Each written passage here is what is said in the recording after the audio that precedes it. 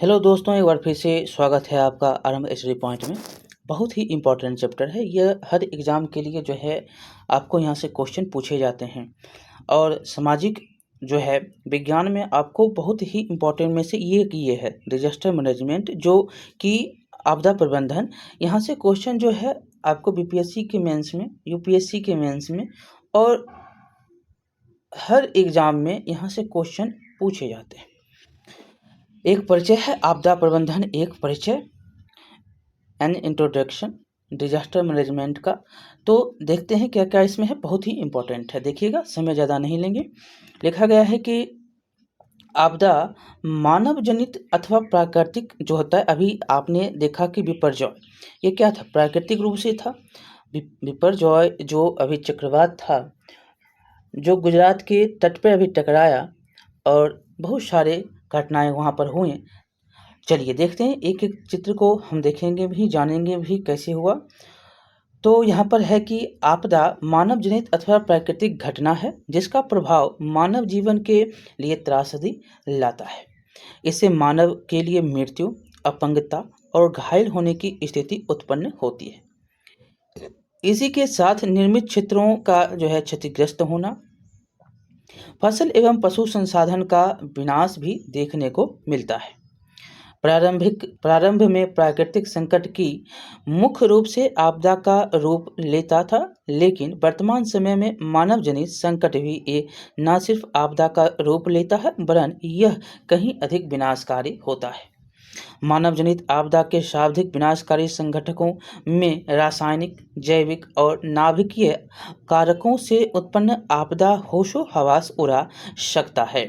मानव जनित सामान्य आपदाएं कल कारखाने में दुर्घटना, जहरीली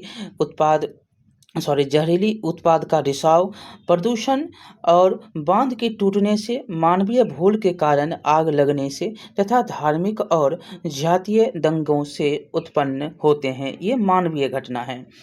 आपदा जो है मानव जनित हो या प्राकृतिक, उनका प्रबंधन क्या आवश्यक है और मैनेजमेंट उसका आवश्यक है। आपदा को पूर्णतः समाप्त कर देना लगभग असंभव है, लेकिन इसके प्रभाव को कम किया जा सकता है। इसके प्रभाव को कम करने से त्रासदी का प्रभाव कम होता है और मरने वालों की संख्या कम होती है।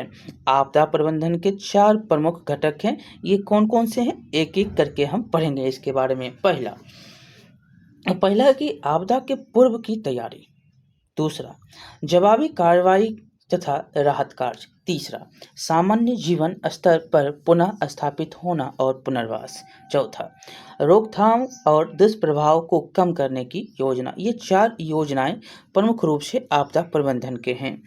चलिए एक देखेंगे। दूसरा पॉइंट यहाँ पर है कि किसी क्षेत्र में आपदा के पूर्व याद रखी जाने वाले महत्वपूर्ण बातें क्या हैं, उसको नीचे दिया गया है बातें को। पहला, विद्यालय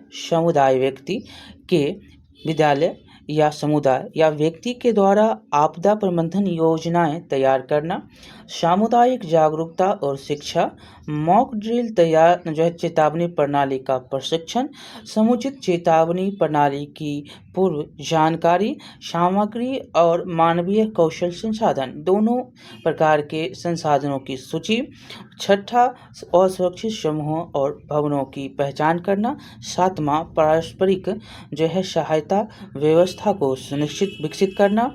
और जो है अगला, सार्वजनिक जगहों से पूर्वानुमान की घोषणा, जैसे कि धार्मिक स्थलों से मुख्य पूजा एवं प्रार्थना के बाद। अगला 8वां है कि राहत कार्य चलाने हेतु विद्यालय, धर्मशाला, पंचायत भवन एवं धार्मिक स्थलों की पहचान। आपदा आते ही जवाबी कार्रवाई तथा राहत कार्यों की सामुदायिक व्यवस्था जरूरी है। कुछ आवश्यक कार्य निम्नलिखित हैं। क्या है? तो स्थानीय समूहों की सहायता से सामुदायिक रसोई स्थापित करना, आपातकालीन क्रिया केंद्र जो नियंत्रण कक्ष होता है को चालू करना, आपदा प्रबंधन योजनाओं को कार्य रूप देना, चिकित्सा शिविर की स्थापना तथा दवाई और डॉक्टर की पर्याप्त व्यवस्था करना, संसाधन जुटाना, ताज़ा स्थिति के अनुसार आपदा की चेतावनी देते रहना और आवास के लिए अस्थायी व्यवस्था करना, समुचित आश्रय और शौचालय की व्यवस्था करना और प्रभावित लोगों को ढूंढने और उनका बचाव करने के लिए दल भेजना। और 10वां है खोज एवं बचाव दल की तैनाती करना। इस स्तर पर निम्नलिखित कार्य आवश्यक है। क्या हो सकता है? तो जिनके परिजन बिछड़ गए हैं उन्हें दिलासा देने के कार्यक्रम एवं परिजन से मिलाने का प्रयास, अनिवार्य सेवाएं, सड़क तथा संचार सुविधाओं का पुनः शुरुआत करना, आश्रय अस्थायी आवास सुलभ कराना और निर्माण के लिए मलबे में से प्रयोग के लायक सामग्री इकट्ठा करना, सामान्य जीवन स्तर तथा पुनर्वास पुनः स्थापित करना, रोजगार के अवसर ढूंढना, नए भवनों का पुनः निर्माण करना और जो है 8वां है कि समुदाय को स्वस्थ रहने की तथा सुरक्षा उपायों की जानकारी देना। आपदा को पूर्णतः रोकना असंभव है। निम्न कार्यों द्वारा इसके प्रभाव को कम किया जा सकता है। क्या है? तो जोखिम क्षेत्रों में बसाव को रोकना, भूमि उपयोग की योजना तैयार करना, आपदा रोधी भवन का निर्माण करना, आपदा घटने से पहले जोखिम को कम करने के तरीके तलाशना और सामुदायिक जागरूकता और शिक्षा। अगला है कि आपदा प्रबंधक के रूप में क्या करेंगे? As a disaster manager. तो अपने जो है बच्चों, आप स्वयं आपदा प्रबंधक बन सकते हैं। कहीं भी उद्घोषणा से जब आप यह सुनते हैं कि आपदा आने वाले हैं, तब घर वाले या डरने के बदले आप इसकी सूचना अपने परिवार और पड़ोसी को दे सकते हैं। इससे सभी लोग मिलकर उसके रोकथाम और बचाव में लग सकते हैं। आप अपने मित्रों और शिक्षकों की मदद से राहत कार्य चला सकते हैं, अर्थात विद्यालय में कुछ समय के लिए प्रभावित लोगों को रखना और गांव से सहयोग लेकर उनके भोजन और चिकित्सीय व्यवस्था करना। आपकी यह व्यवस्था आपदा प्रभावित लोगों के दुख दर्द को बांटेगा। देखिए यहाँ पर बॉक्स में लिखा गया है कि बच्चों, मैं आपको बांका जिले के एक गांव के एक बच्चे की इसी बहादुरी की कहानी बताता हूँ। विद्यालय के बगल में एक तालाब था। 7 साल का 2 लड़का एक साथ विद्यालय से लौटते समय तालाब में स्नान करने लगा। उसी समय एक बच्चा जो है लड़का डूब गया। दूसरा लड़का शोर मचाते हुए गांव की तरफ दौड़ा। इससे बहुत सारे लोग एकत्रित होकर डूबे हुए बच्चे को निकालने में सफल हुए और प्राथमिक उपचार से उसकी जान बच गई। 7 साल के गुड्डू ने पढ़े लिखे आपदा प्रबंधकों की नाक काट ली और इसकी साहस की चर्चा बहुत दिनों तक आसपास के गांवों में होती रही। ऐसे बच्चे अपने कारनामों से समुदाय को जोड़ देते हैं और प्रबंधन का वह मिसाल कायम करते हैं जो इससे जुड़ी हुई बड़ी-बड़ी इकाइयां नहीं कर पाती।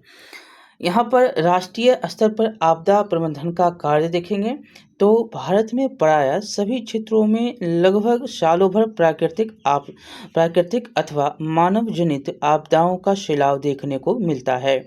गुजरात के भुज 2001 कहाँ? तो भुज में 26 जनवरी 2001 को और हिंद महासागर की सुनामी 2004 को आया था। जैसी प्राकृतिक आपदाओं ने आपदा प्रबंधकों को हिलाकर रख दिया। फिर हर रोज कहीं ना कहीं बम ब्लास्ट और आतंकवादी घटनाएं आपदा प्रबंधन में लगे हुए लोगों के लिए सिरदर्द बन चुका है। एक अच्छी बात यह है कि राष्ट्रीय स्तर पर आपदा प्रबंधन की कई योजनाएं बनाई गई हैं और इसके जो है दूरगामी प्रभाव निश्चित रूप से लाभदायी होंगे। जैसे पहला है कि आपदा प्रबंधन के लिए प्रतिवर्ष बजट में आकस्मिक निधि का प्रबंधन किया गया है। इससे संकट के समय धनराशि की समस्या नहीं होती है। दूसरा, आपदा प्रबंधन हेतु प्रधानमंत्री राहत कोष का भी गठन किया गया है। तीसरा, आपदाओं की बारंबारता के क्षेत्र का मानचित्रीकरण किया जा रहा है, जिससे उसके क्षेत्र के बारे में जानकारी प्राप्त किया जा सके। चौथा, आपदा प्रबंधन में लगे हुए लोगों के लिए प्रशिक्षण का कार्य भी आवश्यक है। अतः उसके लिए अनेक प्रशिक्षण केंद्र स्थापित किए जा रहे हैं और विद्यालय में आपदा प्रबंधन की पढ़ाई भी प्रारंभ की गई है।